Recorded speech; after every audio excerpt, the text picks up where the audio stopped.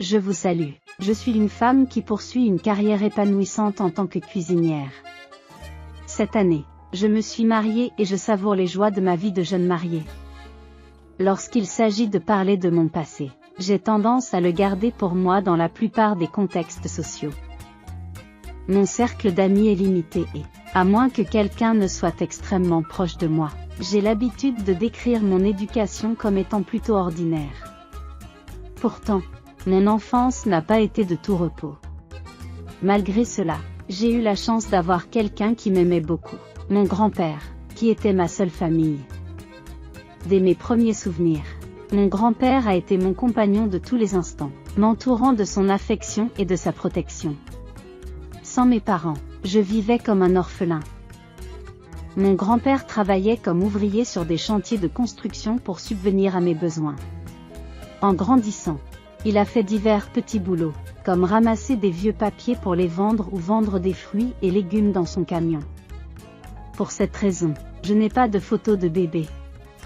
Cependant, lorsque j'ai eu 6 ans, mon grand-père a décidé d'immortaliser ma croissance en m'emmenant dans un studio de photographie à chaque anniversaire. Je possède donc une petite collection de photos, prises à 1 an d'intervalle, qui témoignent de mon enfance. Bien que je n'ai pas fréquenté l'école maternelle, j'ai réussi à apprendre l'alphabet et les chiffres. Malgré notre situation modeste, la bonne réputation de mon grand-père dans le quartier a incité nos gentils voisins à s'occuper volontairement de moi, reconnaissant ainsi le travail acharné qu'il a accompli pour m'élever. Grâce à leur gentillesse, j'ai eu droit à des repas chauds et j'ai joué avec des enfants plus âgés qui m'ont appris de précieuses leçons. Chaque jour, mon grand-père revenait du travail et venait me chercher, ce qui créait des moments de complicité réconfortants. Nos conditions de vie étaient modestes. Une petite maison miteuse avec une salle de bain, une cuisine et une chambre. Il faisait froid en hiver et chaud en été, mais nous ne nous sentions jamais trop mal à l'aise tous les deux. Pendant les chaudes journées d'été, mon grand-père s'ingéniait à réparer un ventilateur qu'il avait trouvé dans la casse pour nous rafraîchir. Tandis qu'en hiver, il me lavait et me couvrait soigneusement avec des couvertures usagées et des draps chauds qu'il avait ramassés. Il a fait tout ce qui était en son pouvoir pour subvenir à mes besoins, même si les ressources étaient rares.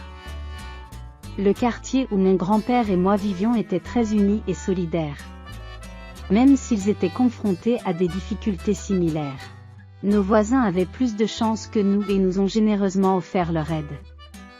Ils m'ont accompagné lors de mon premier jour à l'école primaire, ont participé à tour de rôle aux journées portes ouvertes de l'école à la demande de mon grand-père et ont même préparé des repas pour ma sortie scolaire.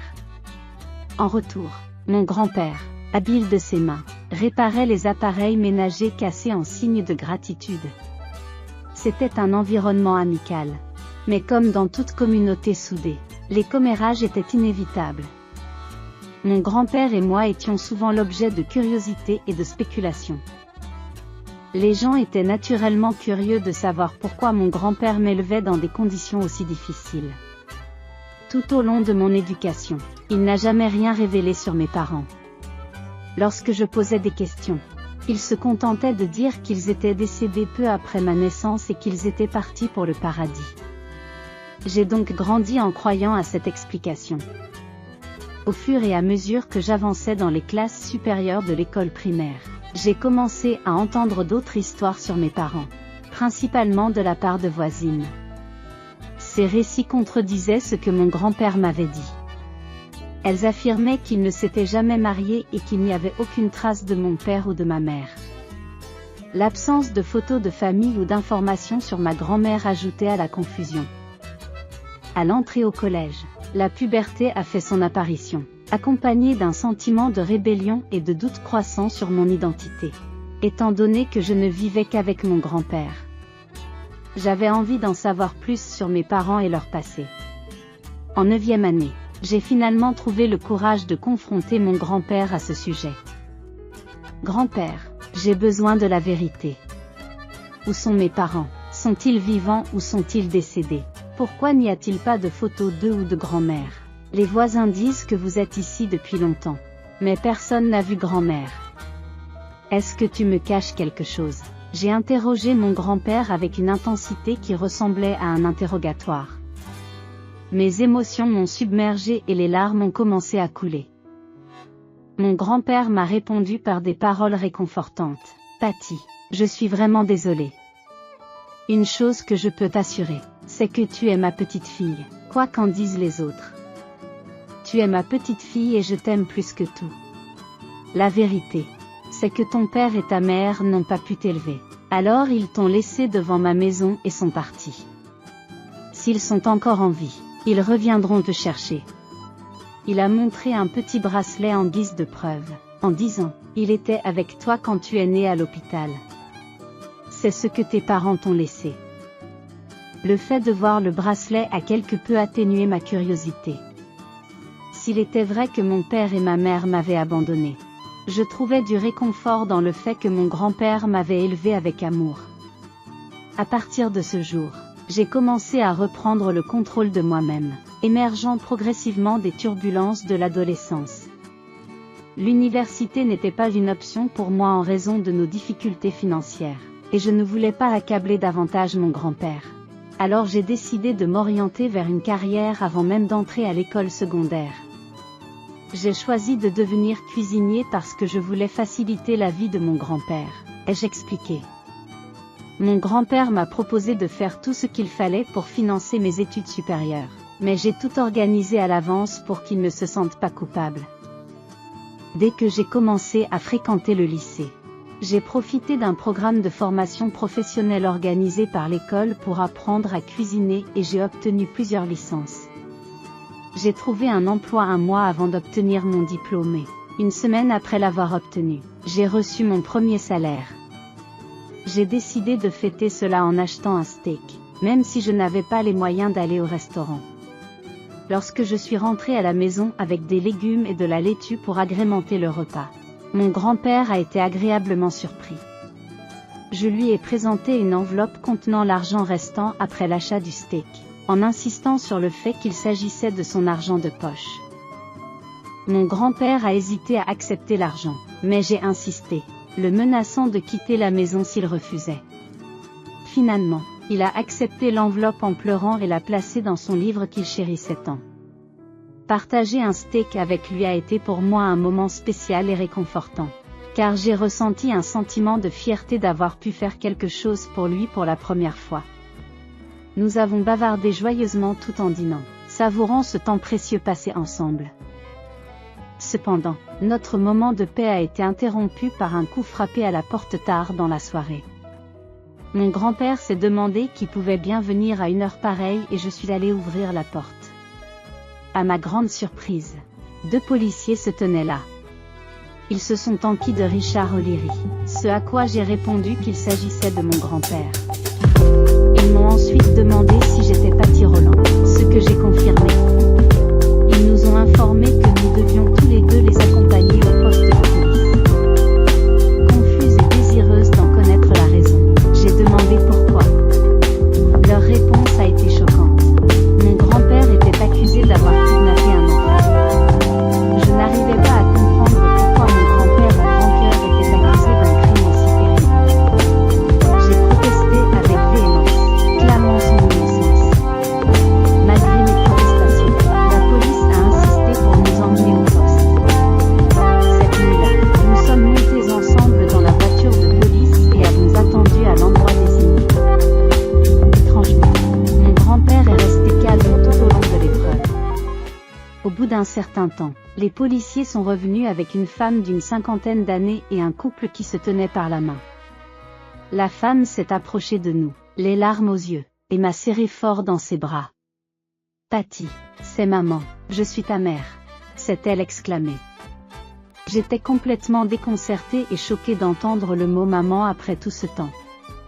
La réaction de mon grand-père n'a fait qu'ajouter à ma confusion. Il est resté calme et a dit, « Tu es enfin revenu, après tout ce temps. Tu vas bien maintenant ?» La femme d'une 50aine d'années a crié que mon grand-père avait enlevé la fille du président de leur orphelinat. Cette accusation semblait absurde et je refusais de la croire. Au milieu du chaos, le couple s'est approché de moi et la dame m'a demandé avec hésitation, « Êtes-vous Patty ? J'ai maladroitement hoché la tête et elle a éclaté en sanglots, m'expliquant qu'ils étaient mes parents. Mes émotions étaient en ébullition alors que j'essayais d'assimiler cette révélation inattendue. L'attitude de mon grand-père m'a laissé encore plus perplexe. Il s'est levé calmement et a dit « Tu es enfin revenu, seulement maintenant. Tu vas bien maintenant ?» À ce moment-là, la femme d'une cinquantaine d'années a accusé mon grand-père d'avoir enlevé un enfant de leur orphelinat il y a des années. Elle a affirmé qu'un couple avait laissé un bébé à l'orphelinat avec une lettre indiquant qu'ils reviendraient chercher leur enfant. Cependant, il n'y avait ni dossier ni document d'adoption pour l'enfant. Et elle a souligné que j'avais disparu pendant cette période. Je me souviens à peine d'un incident au cours duquel un enfant avait disparu et l'un des employés, un homme plus âgé, avait brusquement quitté l'orphelinat, ce qui avait entraîné son licenciement. La femme a insisté sur le fait que mon grand-père avait commis l'enlèvement. Au milieu de la tourmente, un test ADN a été effectué sous le regard calme de mon grand-père. Il a demandé à la police d'entendre sa version des faits une fois que les résultats de l'ADN auraient confirmé la relation entre nous et le couple. La police a accepté et mon grand-père a commencé à raconter son histoire. Le couple a également exprimé sa volonté d'attendre les résultats du test ADN avant de prendre d'autres mesures. Dans l'attente des résultats du test ADN, mon grand-père est resté à la maison en vertu d'un engagement, et j'ai continué à travailler tout en restant avec lui. 2 jours plus tard, les résultats du test ont été révélés, confirmant avec une certitude de 99% que le couple était bien mes parents. Après 2 décennies de séparation, j'ai enfin retrouvé mes parents perdus de vue depuis longtemps. À l'annonce des résultats du test ADN, j'ai fondu en larmes et mes parents m'ont serré dans leurs bras, débordant d'émotions. Cependant, la directrice de l'orphelinat a réagi avec hostilité, jetant un regard à mon grand-père et l'accusant d'enlèvement. Elle semblait déterminée à nuire à sa réputation et à mettre fin à ses activités. Fidèle à sa parole, mon grand-père a commencé à raconter sa version de l'histoire. Il a présenté divers documents à la police, expliquant qu'il travaillait autrefois comme agent d'entretien à l'orphelinat, qui se trouvait à proximité. Un jour, il a découvert une jeune enfant endormie à l'extérieur de l'orphelinat, abandonnée par ses parents. Lorsqu'il a voulu l'emmener à l'intérieur, elle s'est réveillée et l'a appelé grand-père. L'enfant lui tendit un sac contenant une poupée et des papiers, ainsi qu'une lettre indiquant que ses parents reviendraient la chercher. Mon grand-père a ramené l'enfant à l'intérieur, et c'est ainsi que j'ai commencé à vivre à l'orphelinat. Alors qu'il continuait à faire le ménage, il a remarqué la détresse et la tristesse fréquentes de l'enfant. Au bout d'1 mois, il a découvert que la directrice la maltraitait, poussée par les difficultés financières de l'orphelinat et l'arrivée d'un autre enfant.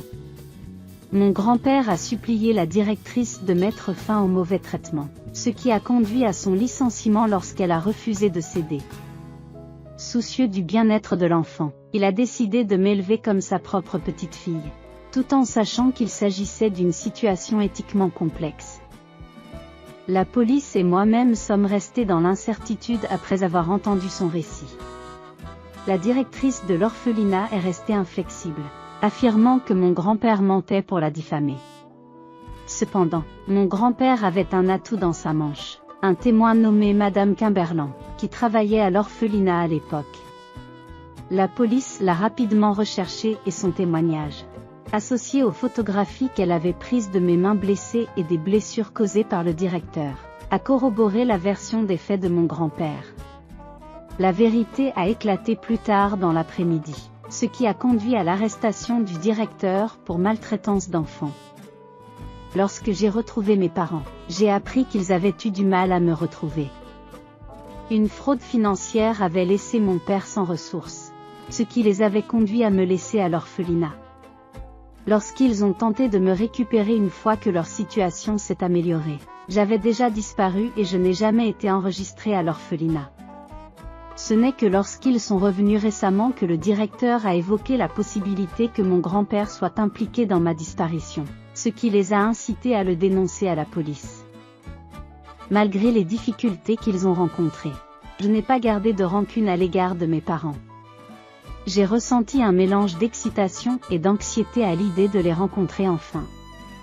De même, je n'avais aucune rancune à l'égard de mon grand-père, qui m'a comblé d'amour et d'attention pendant la période où nous étions ensemble.